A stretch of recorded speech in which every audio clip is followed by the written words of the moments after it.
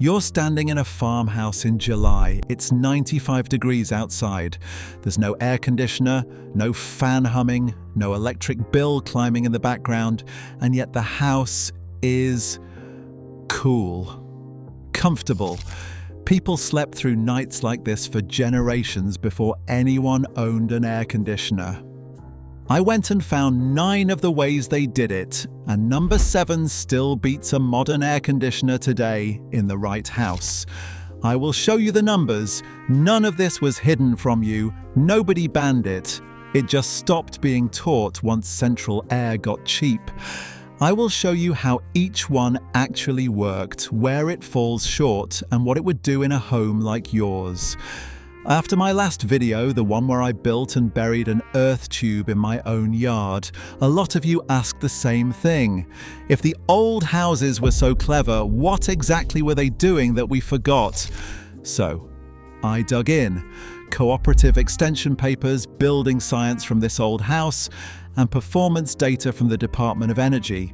By the end of this, you will know all 9, what each one really costs, and the one limitation almost nobody mentions. That's number 7, and it's the one a building scientist will tell you can still stand in for an air conditioner. Let's start at the top of the house. Walk into any house built before the 1950s and look up. The ceilings are tall, sometimes 10 or 12 feet. That was not for show. Hot air rises, so the heat you make just by living, your body, the stove, the afternoon sun, climbs up and away from where you're sitting.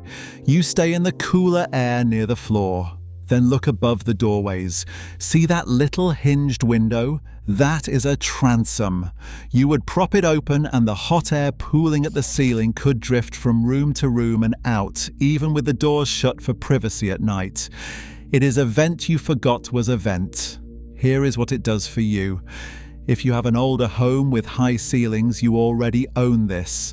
A cheap ceiling fan set to push air down plus cracking those upper windows works the same way for the price of running a light bulb. The honest limit. In a modern 8-foot ranch, there is no tall column of air to escape into, so the effect is small. This one rewards the old houses. Old houses were laid out to breathe. Windows sat directly across from each other, hallways ran straight through, and the shotgun house, one room behind another in a line, was basically a wind tunnel you could live in. Open the front and back, and a breeze pulls clean through and carries the heat out with it. The trick they understood that we don't is timing. You don't leave everything open all day. You open up in the cool of the evening and overnight to flush the heat out. Then you close the windows and pull the shades by mid-morning to trap that cool inside before the day heats up. What it does for you. This costs nothing. Tonight, open windows on opposite sides of your home and let the night air run through. Close them by 9 in the morning. A lot of people are stunned how much that one habit drops the indoor temperature. The honest limit. You need a night that actually cools down. If your summer nights stay hot and sticky, there is no cool air to bring in, and this barely moves the needle. Before air conditioning, the worst part of summer was not the day. It was trying to sleep in a bedroom that had baked all afternoon, so people moved the bed outside. The sleeping porch, a screened room off the upstairs, was standard in homes from the late 1800s into the 1930s. Whole families carried their beds out and slept in the night air, safe behind screens from bugs. It worked because the open AIR carries your body heat away and brushes your skin all night. You are not sealed in a hot box. You are sleeping in the coolest air the property has. What it does for you, you do not need a porch to borrow this. The principle is simple. Sleep where the air moves. A screened porch, a sturdy fan aimed across the bed, or just the room with the best cross breeze will cool better than a stuffy sealed bedroom every time, and the air conditioning stays off all night. the honest limit. It only helps if your nights are cooler than your days. In a humid climate where the night never lets up, screened in or not, you will still be warm. Here's one I know firsthand because I built it. A few feet underground, the soil stays around 55 degrees all year, no matter how brutal it gets up top. An earth tube runs a buried pipe through that cool ground and pulls outside air through it before it enters the house. The air gives up its heat to the soil on the way in and arrives noticeably cooler. I built and tested one in my last video, so I will not redo the whole thing here. The short version is that it genuinely works and it runs on nothing but a small fan. What it does for you, done right, it is pre-cooled air for the cost of a fan, not a compressor. For anyone tired of watching the air conditioning spin the meter, that is the appeal. The honest limit, and this one matters. A buried pipe can collect moisture, and in some soils that raises real radon and mold concerns. Do not improvise this. If you are serious, watch how I did it and talk to a professional before you dig. The link is at the end. We are about halfway, and I saved the strongest one for later on purpose. Number 7 is still 2 methods away, and it is the only one on this list a building scientist will tell you can replace an air conditioner outright in the right climate. Stay with me. The numbers on that one are worth the wait. The cheapest air conditioner ever made grows in the yard. A big deciduous tree on the west and south sides of a house blocks the brutal afternoon sun before it ever hits the walls and windows. The Department of Energy puts the difference at meaningful double-digit cuts to summer cooling demand from good shade alone. Our grandparents planted with this in mind, leafy trees close to the house in summer for shade. And because those trees drop their leaves in fall, the winter sun comes right back through to warm the place. The tree does 2 opposite jobs in one spot. What it does for you: shade the windows that take the afternoon sun, and you stop the heat at the glass instead of fighting it inside. A tree is the long game, but an awning or even an outdoor shade does the same job this week. The honest limit. A tree is a 10-year investment, not a fix for this July. And a tree on the wrong side shading your winter sun will cost you in heating. Placement is everything. If a tree is the slow fix, this is the fast one.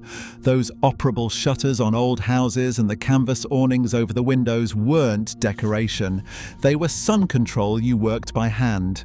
The rule they lived by is simple. It is far easier to stop the sun before it hits the glass than to cool a room after the sunlight is already inside, baking everything. Once sunlight comes through a window, it turns into heat trapped in your room. An awning or an exterior shutter catches that sun outside before it ever gets in. What it does for you. This is the move you can make today for the least money.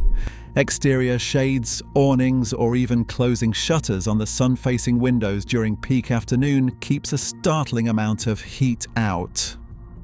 Outside, the glass beats inside curtains every time, because curtains only block the light after it's already become heat in your house. The honest limit. It only helps the windows actually taking direct sun. Shading a north-facing window in most of the country does very little.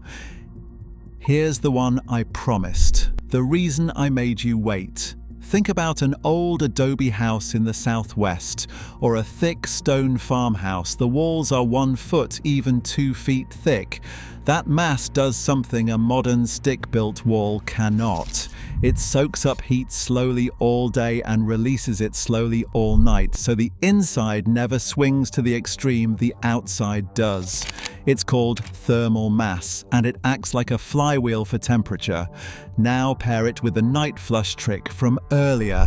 Overnight, you open up and let the cool night air pull the day's stored heat out of those heavy walls.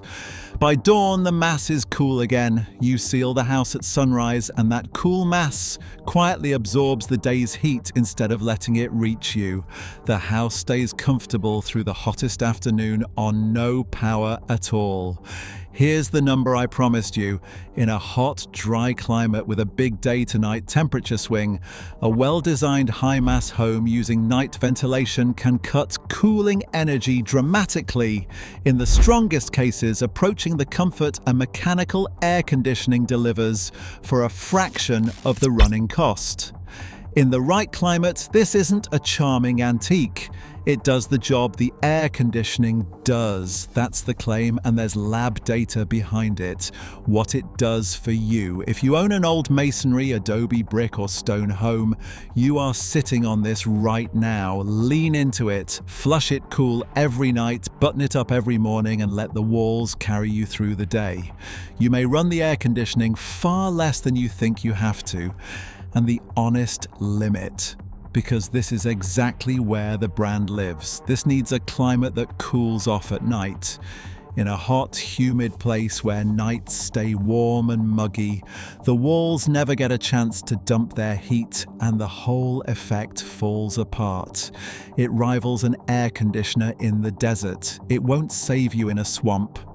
Know which one you live in. On a sunny day, your attic can hit 140 degrees, and all that heat presses down into the rooms below. Old builders gave the heat somewhere to go. Vents low under the eaves let cool air in. A ridge vent or a gable opening up high let the hot air out, and the attic flushes itself all day with no moving parts. It's the same rising heat principle as the high ceilings, just applied to the hottest part of the house. Let the heat escape up top, and it stops radiating down onto your bedrooms, what it does for you. Good attic ventilation takes a real load off your cooling, and it is one of the more affordable upgrades to an existing home. It also protects your roof from heat and moisture damage, so it pays you back twice. The honest limit.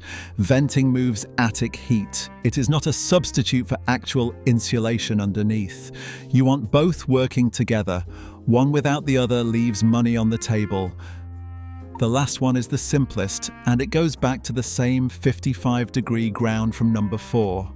A cellar dug into the earth stays cool and steady year-round because the soil around it never gets hot. Families use the cool room or the north corner of the basement as a refuge on the worst afternoons, and to keep food before there was a fridge. You can still use this. The lowest, most north-facing room in your house is naturally the coolest. On a brutal day, that is where you set up. Not the sunny room upstairs. What it does for you, it costs nothing to move yourself to the coolest part of the house you already own. Pair the basement's cool with a fan, and you've got a comfortable spot through the worst of it without touching the thermostat.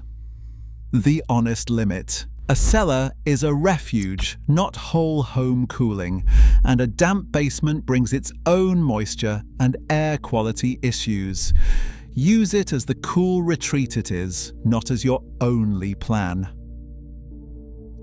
So there they are. 9 ways homes stayed cool before anyone owned air conditioning. And number 7, those thick night-flushed walls, still does the job in the right climate. None of it was hidden, it just stopped being taught. And if number 4 caught your ear, the earth tube, that is the one I actually built and tested in my last video. I dig the trench, lay the pipe, and measure what comes out the other end. I show it in that video, so go watch it next. Then do me a favor, drop your state in the comments and tell me what you pay to cool your home. And if your family had an old trick I missed, a spring house, a sleeping porch, anything, I want to hear it. That is where the next video comes from.